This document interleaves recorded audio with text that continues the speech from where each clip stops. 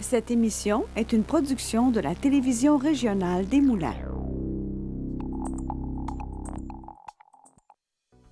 Avec la collaboration de la Chambre de commerce et d'industrie Les Moulins, le CFP des Moulins, le CFP des Riverains et le SAE, fiers partenaires de Fibre E.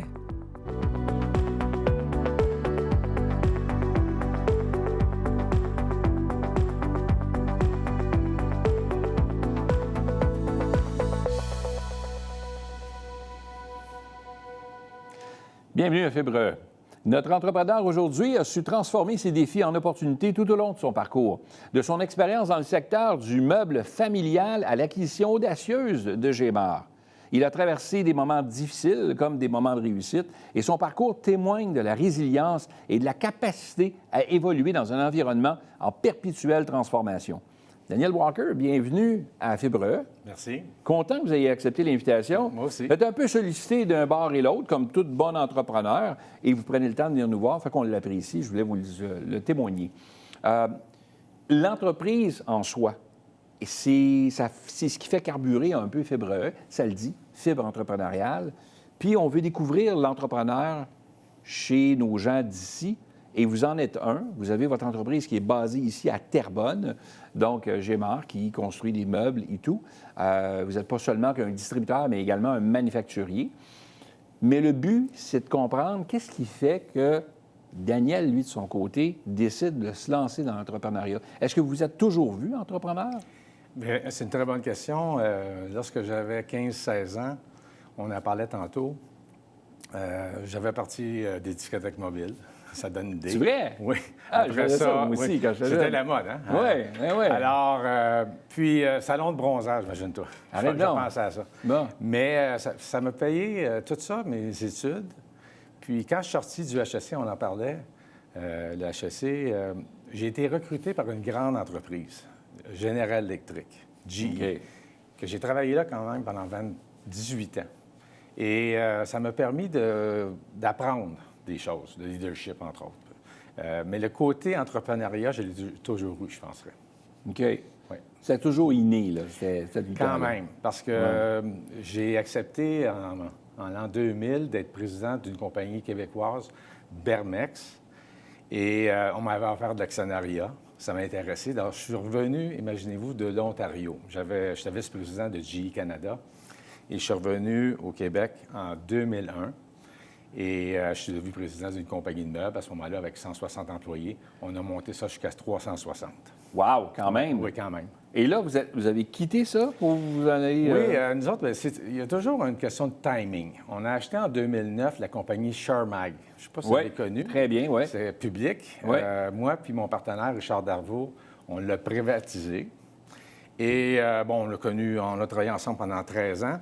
Puis à un moment donné, en 2014, j'y réfléchissais parce qu'on vieillissait ensemble, puis lui, il voulait se retirer, et pas moi. Alors, j'ai proposé d'acheter une des compagnies qui nous appartenait, qui s'appelait Gémar. OK. Ça, en 2014. Qui faisait partie du groupe avec Faisait Shermag partie et du tout groupe, ça? oui. Shermag avait acheté Gémar en 2004, je crois, et ça faisait partie de l'entreprise Shermag. Shermag, qui veut dire Sherbrooke-Magog. Je ne savais pas, mais c'est une compagnie publique. Oui. Ils ont déjà eu 2000 employés au Québec.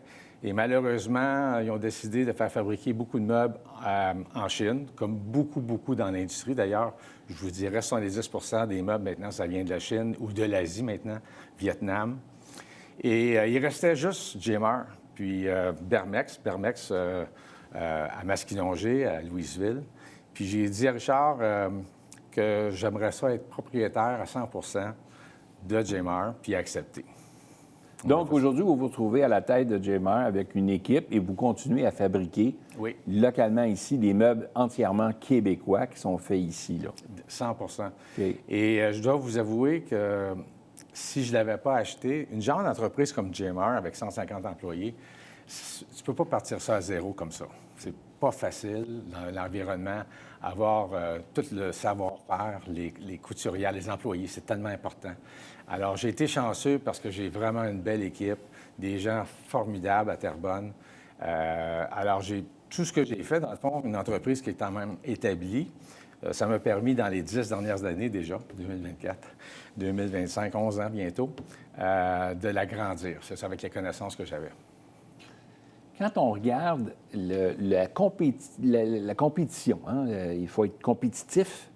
Puis quand on regarde pourquoi les gens se tournent vers l'Asie, se tournent vers ces pays-là pour faire construire, parce que c'est moins coûteux que la main-d'œuvre qu'on a ici. Et pourtant, vous tirez votre épingle du jeu quand même et vous le faites produire ici. Est-ce que vous trouvez qu'il y a quand même une difficulté qui est représentée par rapport à ça? J'ai eu l'opportunité à cause qu'on a acheté Shermag. Eux, Shermag, ils étaient très bien établis, ils faisaient 240 millions de chiffre d'affaires à un moment donné. Wow! Puis ils ont décidé, à cause de l'environnement qui avait changé, je ne les blâme pas, ils ont décidé de faire fabriquer leurs meubles, les mêmes meubles qui étaient fabriqués au Québec, en Chine, au Vietnam. Et j'ai pu voir et constater la qualité. C'est pas la même qualité. OK? Ça semble être bien.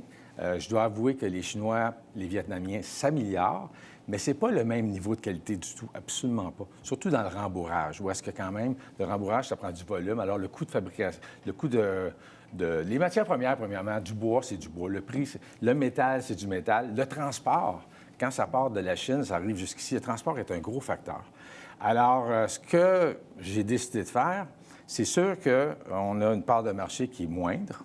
Je vous dirais 80 des meubles sont achetés au Québec, sont fabriqués en Asie en ce moment, au Mexique, un petit peu aux États-Unis. Mais ce qui reste, on peut regrossir, mais il faut avoir des meubles que les gens aiment aussi. Le design est très important, le confort, puis surtout la qualité. Puis ce que j'ai décidé de faire avec toute mon équipe, c'est de prendre quelque chose qui était déjà de qualité, l'augmenter.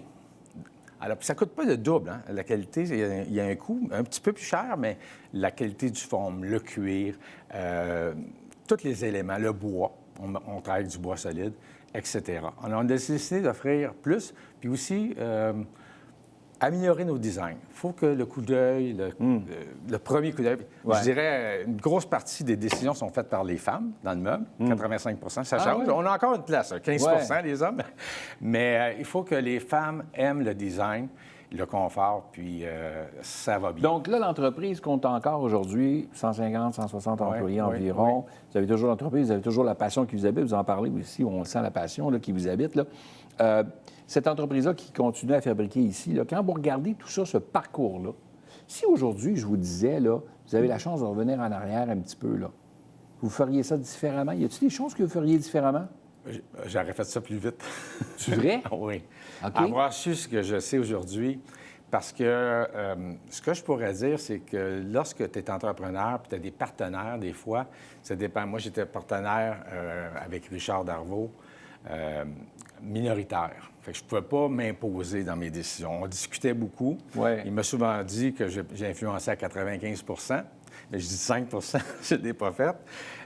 Quand c'est à toi, bien, ça va plus vite. C'est plus facile d'amener les gens, aussi ton équipe, les convaincre. Dans le fond, quand tu es convaincu, tu convaincs les autres. Si, quand tu as des partenaires, il faut que tu convainques tes partenaires. C'est ça. Hein? C'est une étape de plus qui peut prendre 30-35 de ton énergie. Alors, quand tu enlèves ça, puis tu es seul, là, tu mets toute ton énergie pour communiquer où est-ce qu'on s'en va avec l'équipe en place. Puis ça, bien, c'est important. OK. J'arrive à une autre problématique qu'on a au Québec, le reprenariat. Ah. On a des entreprises, de belles entreprises, des bons jurons, des belles entreprises qui sont bien positionnées chez nous. GMA en est une, parce que vous y croyez, parce que vous faites en sorte que tout reste québécois, puis reste fabriqué ici avec des produits de qualité, vous l'avez dit. Il arrive qu'à un moment donné, vous allez peut-être vouloir vous retirer, vous y pensez peut-être, mais à qui léguer tout ça? On n'a pas nécessairement toujours la famille derrière, les enfants qui vont vouloir suivre. Je ne sais pas c'est quoi votre cas à vous, mais avez-vous une relève déjà? Ça va me faire plaisir de vous en parler. La première des choses, je vais vous dire, j'ai accepté en 2017 d'être partenaire avec la FTQ. OK. Alors, Éric Dargy, David, qui travaille avec moi. Alors, ils ont 15 de mon entreprise. Alors, ils m'ont accompagné, ils connaissent mon dossier, ils ont vu les bonnes années, les moins bonnes. Là, on se relève parce que les 2 dernières années ont été plus difficiles. Pendant la pandémie, on a eu beaucoup trop de commandes, je dirais ça comme ça. Ah oui? Oh, oui, on ne fournissait pas. Je pense que c'est toute Même l'industrie. pendant la pandémie, là. Tout de suite après, je veux dire. Parce que les gens rénovaient, Quand les gens faisaient pendant des- la pandémie, oui, les gens ont rénové. Puis lorsque, on s'en est sorti, les gens ont commencé à voyager, aller au restaurant. Ils ont dépensé ailleurs. Ouais. Alors, là, il y a eu une récession, le taux d'intérêt, hein, bien sûr. Là, le taux d'intérêt va rebaisser et ça repart. Alors, si on revient à votre question, je suis avec le fonds. J'ai une fille, Sophia, elle a 17 ans. On arrive d'un voyage de père et fille de 14 jours. Los Angeles, on était là jusqu'à vendredi. Malheureusement, on a vu les feux et tout ça. Et je lui demandais si ça a un intérêt. Je ne le sais pas. Mais ça va être une très bonne question parce que c'est une belle entreprise. Je vais m'assurer qu'il y a la meilleure personne ou le meilleur groupe va prendre les rênes quand ça va être le temps. Pour le moment, on met nos énergies à ce que regagner le tempo, je vous dirais ça comme ça. Ouais. Oui. Pour la laisser encore plus en santé au Oui. moment où on fera un transfert Il y a un quelconque, timing là. pour le transfert. Ouais. Puis le timing va être dans les prochaines années, mais je ne suis pas pressé, vraiment. Ça va être plus important de m'assurer que la compagnie continue, puis avec le bon leadership. Actuellement, on a un très bon leadership. J'ai un directeur général là-bas, vous l'avez rencontré, Pierre-Luc. Oui, tout à fait. J'ai une très bonne équipe. Je pense qu'on a toutes les bonnes personnes aux bonnes places. Ça, c'est notre travail numéro 1 pour 2025. Fait que, qu'est-ce qu'on souhaite à Gémar, là? Un redressement Mon Dieu. les prochaines années, mais qu'est-ce qu'on souhaite pour la suite? Je vous dirais, on a un plan. C'est de l'exécution du plan, je pense. C'est sûr que quand le taux d'intérêt va baisser, ça va être bon pour tout le monde. On a un petit peu de dette, alors c'est sûr que l'intérêt, ça nous a affecté un petit peu. Que les consommateurs recommencent à consommer et surtout, je vous dirais, faire les bons moves au niveau stratégique, au niveau marketing aussi. L'environnement marketing change, la distribution change. C'est d'accompagner, d'être aux bonnes places. Qu'est-ce qu'on souhaite aux dirigeants qui est à l'avant, là? À moi? Ouais. Oh mon Dieu, de la santé.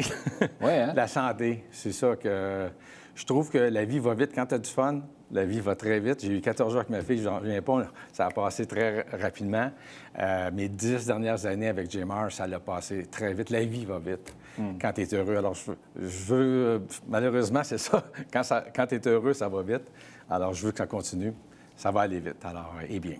Une belle entreprise d'ici, content que vous ayez accepté l'invitation parce que c'est le fun de découvrir des entrepreneurs comme vous, mais on voulait de tout type d'entrepreneurs à Fibre, fait qu'on en invite de tout type pour que les gens s'identifient bien, mais plusieurs vont sûrement s'identifier à ce que vous dites. Puis on vous souhaite bonne chance pour la relève, puis qui sait, peut-être que votre fille aura le goût de poursuivre dans un avenir peut-être pas si lointain. Oui, puis j'invite les gens qui nous écoutent à venir voir notre showroom. On est ouvert 7 jours par semaine à Terrebonne, 75 rue Gémar, c'est la rue Gémar. Ouais. Alors, À suivre. À suivre, Bon, exactement. bien, c'est super. Merci beaucoup d'avoir été là, M. beaucoup. Walker. Non, merci.